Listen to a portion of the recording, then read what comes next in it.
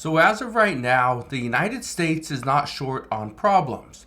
We have many issues happening all across the world and here within our borders. Well, there's actually a new problem that is arising, and this is bringing in a different country. This is a very big cause for concern because this is going to impact every single one of us and other countries around the world. Now, I'm going to address what's going on here in just a moment. All I ask is one thing. It takes 2 seconds. Go ahead, hit that like button if you enjoy these daily updates. And now, let's begin.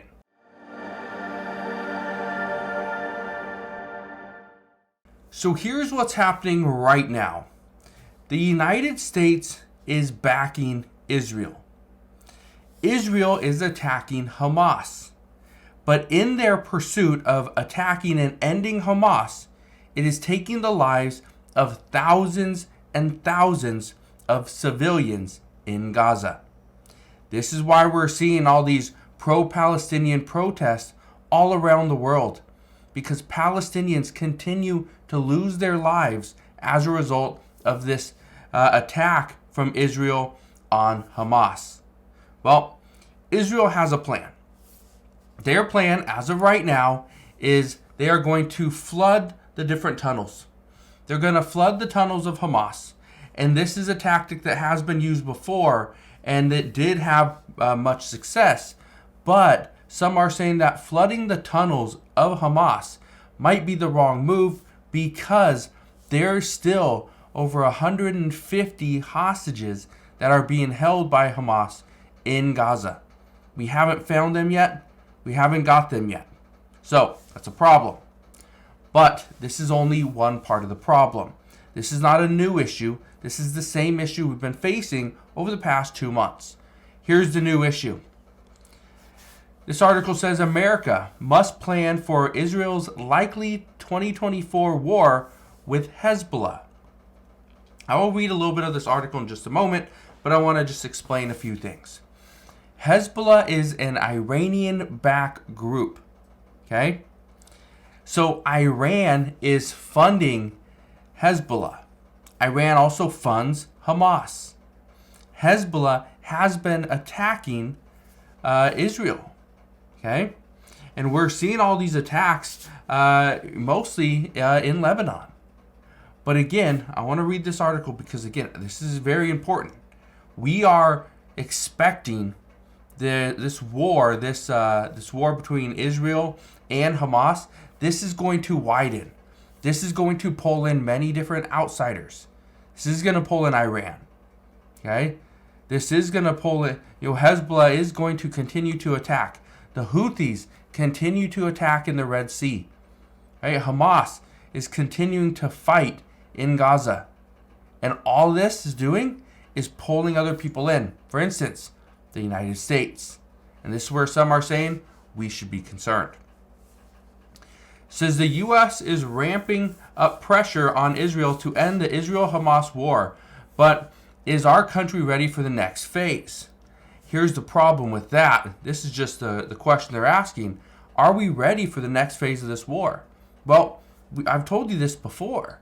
If this war between Israel and Hamas were to expand, it's going to create a lot of chaos. It could potentially spread into a world war. But here's the other issue. We knew if this war were to drag on, which as of right now, we're over 2 months in, this war is dragging on. Okay? If this war is to drag on much further, and the expectation is this war is going to last another 2 months. So this is going to end sometime in the beginning of February. That's what experts are telling us. Well, if this war drags on for another 2 months, that would be twice as long as it is right now. Well, what's going to happen is it's going to pull in more people. There's going to be more lives lost. And people around the world in other countries are going to blame Israel for what's going on. Okay?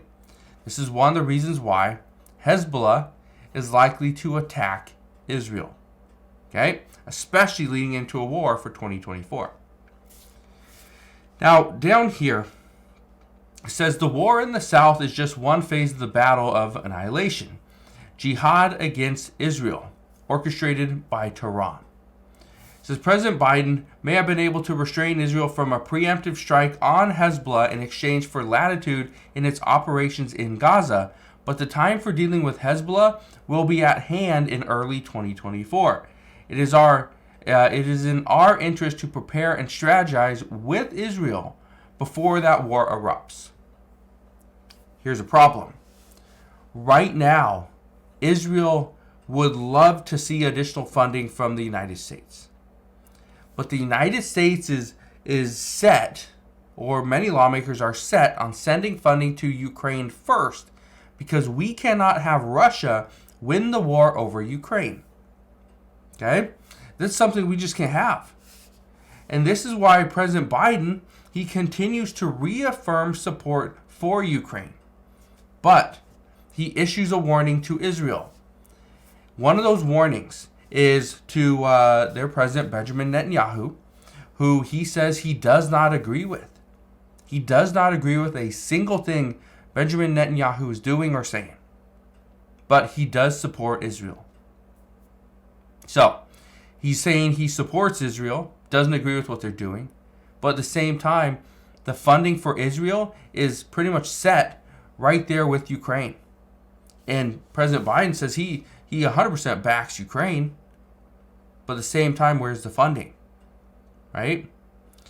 Right now, the United States has spent over $100 billion in Ukraine.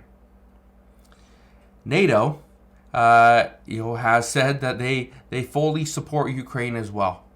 They back Ukraine. They support Ukraine.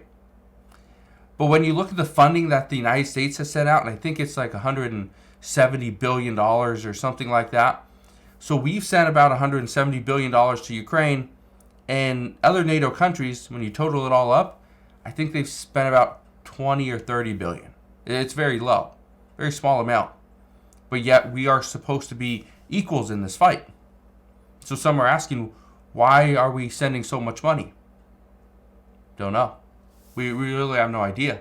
But this is one of the things that is cause for concern, because now lawmakers are saying that we need to send more money to Ukraine. We need to provide more support for Israel, because if we don't, the next attack is coming. The next one. And it will be likely Hezbollah. Right? Hezbollah or Houthis. It'll be one of those two groups. Both Iranian-backed groups. Now, this article from the Hill, this actually came out just today. It says President pressure grows on Biden to override Senate Democrats on the border. Senate Democrats do not want to see additional border security, but President Biden understands if there's no additional border security, there will be no funding for Ukraine. There will be no bill for Israel. There will be nothing as far as humanitarian assistance for Gaza. That is all dependent on this border security bill. Now, I want to read you another thing, okay? Because this is starting to turn into a bigger war than we originally imagined.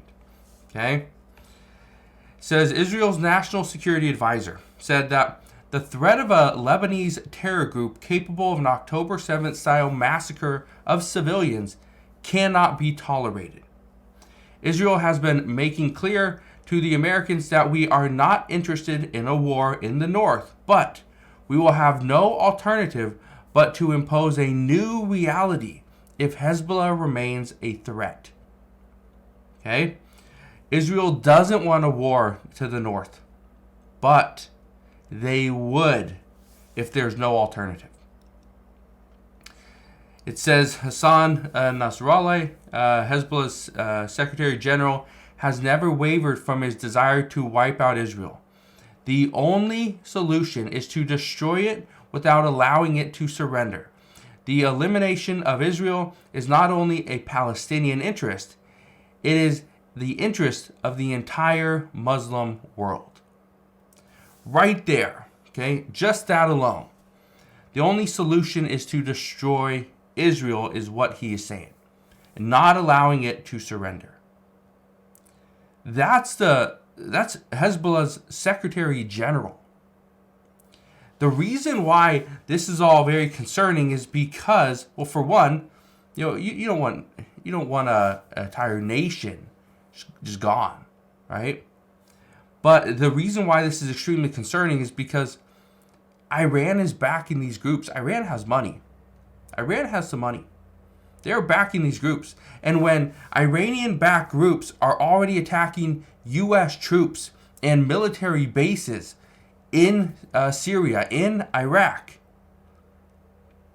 I don't think they care. They obviously are not worried if they're already attacking U.S. troops. Do we think they're not going to attack Israel? No. And this is the problem, is that right now, because we are allowing this is according to Pentagon officials, being that we are allowing Houthis to attack us, right? We're allowing other Iranian-backed groups to attack our troops, to attack shipping vessels. If we are allowing them to attack us without a response that is above what they just did, they will continue to attack. So, we're going to see what happens. But as of right now, the Pentagon says President Biden is not doing enough. So, as soon as we get more information as to what is going on here, I promise I'll fill you in on all the latest news and updates. But that is what we know as of today. So again, thank you guys for watching. Consider subscribing, and I'll see you guys on the next one.